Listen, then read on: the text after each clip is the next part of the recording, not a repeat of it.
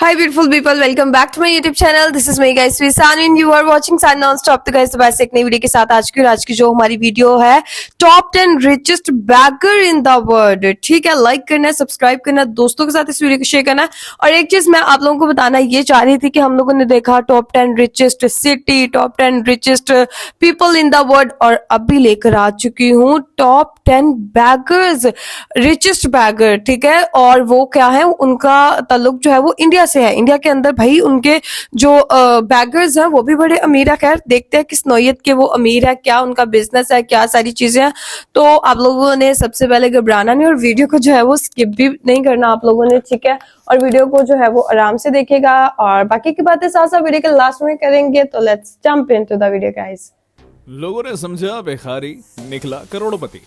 दोस्तों, आप जिनको चिल्लड़ देते हैं उनसे जुड़ी यह खबर आपको चौंका देगी।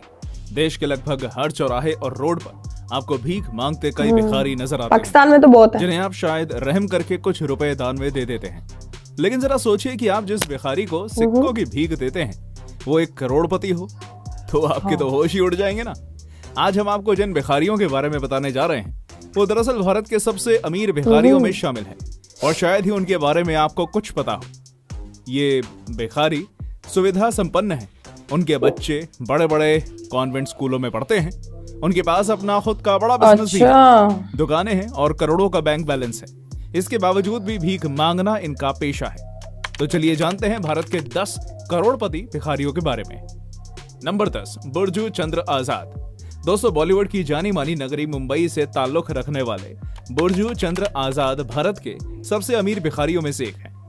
उनकी मोटी कमाई का खुलासा तब हुआ जब वो रेलवे स्टेशन पर भीख मांग रहे थे और दुर्घटनावश ट्रेन की चपेट में आकर उनकी मौत हो गई। पुलिस ने गोवंडी में उनके घर की जांच की तो उनके पास से 1.5 लाख रुपए नकद और उनके नाम पर 8.5 लाख का फिक्स डिपॉजिट मिला।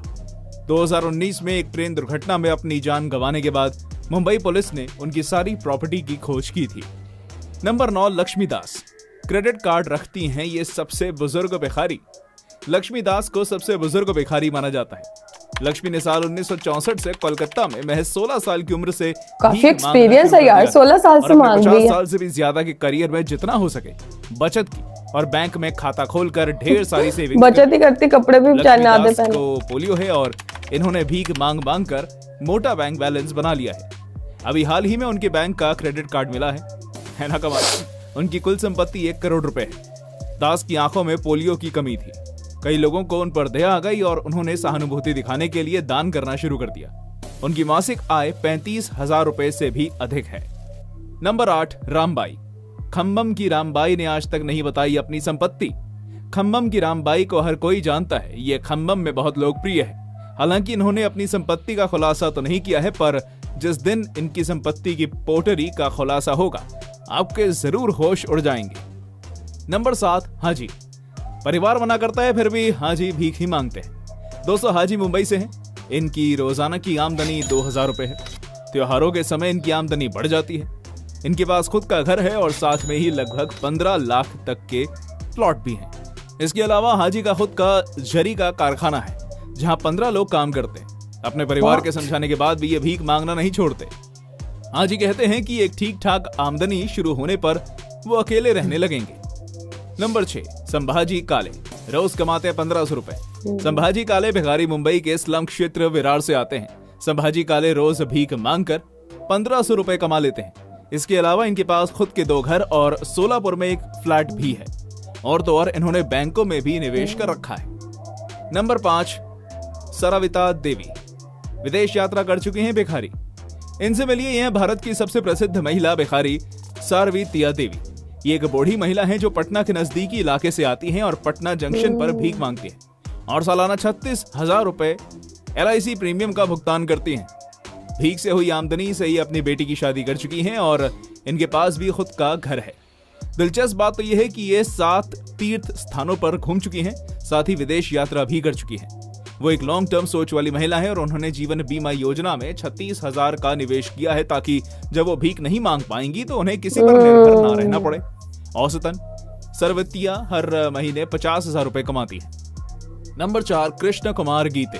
खुद के फ्लैट में भाई के साथ मजे से रहते। नालसोपारा में रहने वाला कृष्ण कुमार गीते अपने भाई के साथ अपने खुद के फ्लैट में मजे से रहता है। वो दिन में 8 से 10 घंटे भीख मांगता है और महीने में 20 से 25 हजार रुपए कमा लेता है। इसके अलावा कृष्ण कुमार के पास बैंक में लाखों रुपए जमा है। कृष्ण कुमार गीते भारत के सबसे अमीर भिखारियों में से एक है। औसतन वो प्रतिदिन 1500 रुपए कमाते हैं। हालांकि वो पैसों के मामले से दूर रहते हैं। उनके भाई उनके फाइनेंस का प्रबंधन करते हैं। नंबर 3, मासू। फैशनेबल तरीके से मांगते हैं भीख। ये साहब फिल्म स्टूडियो में कपड़े बदलकर ऑटो से भीख मांगने वाली जगह पर पहुंच जाते हैं। मासू भी मुंबई के परेल से ताल्लुक रखते हैं। वहां उनका खुद का एक कमरे का फ्लैट है।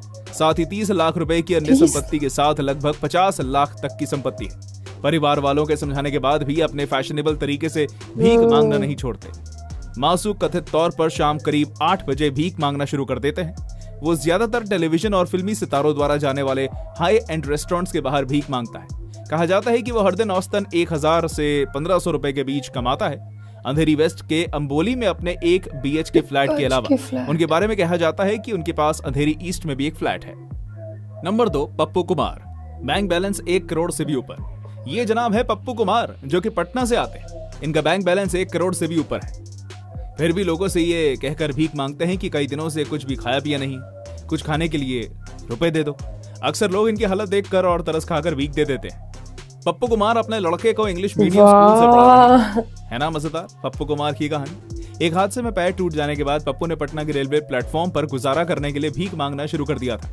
कुछ रिपोर्ट्स के मुताबिक कुमार के पास 1.25 करोड़ रुपए की संपत्ति है। पप्पू के पास 4 बैंक खाते हैं और वे छोटे व्यापारियों को पैसे उधार भी देते हैं। नंबर 1, भरत जैन। कमाई 65,000 प्रति महीने।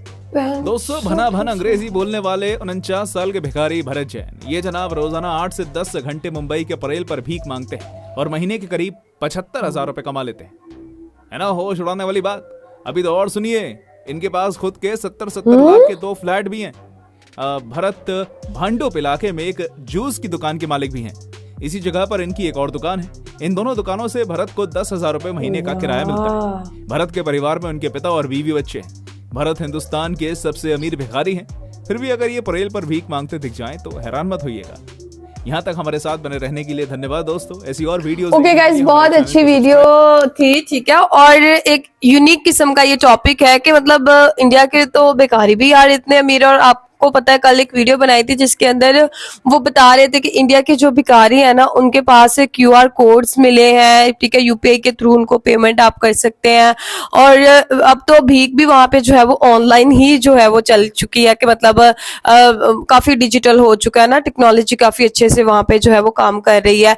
और एक चीज मैं देख रही थी यार, 5 करोड़ 1 करोड़ इस तरह के भिखारी हैं जिनके पास इतने पैसे हैं और वो एक महीने का 70,000 रुपया जो है, कुछ 5,000 कमा रहे, कुछ 10,000, कोई 50,000 कमा रहे। मतलब इस तरह से भिखारी कमा रहे हैं। बिजनेस है भाई, उन्होंने बनाया, बच्चे उन्होंने अपने जो है वो इंग्लिश मीडियम स्कूल्स में डाले हैं, अपना बिजनेस भी रन कर रहे हैं, देन वो भीख मांगते हैं। मतलब क्यों यार, ये लोगों की मुझे लगता है हैबिट बन जाती है कि मांग के खाना, और एक टाइम का चलो खाना मिल गया, रोटी मिल गई, और वही पैसे बचा बचा के बिजनेस भी कर रहे हैं यार। मतलब बड़ी ही यूनिक किस्म की बात है। तो गाइस, आप लोगों का क्या कहना है? Do comment, like, subscribe and share कीजिएगा। चलिए गाइस, मिलते हैं आपको नेक्स्ट वीडियो के अंदर। Bye bye.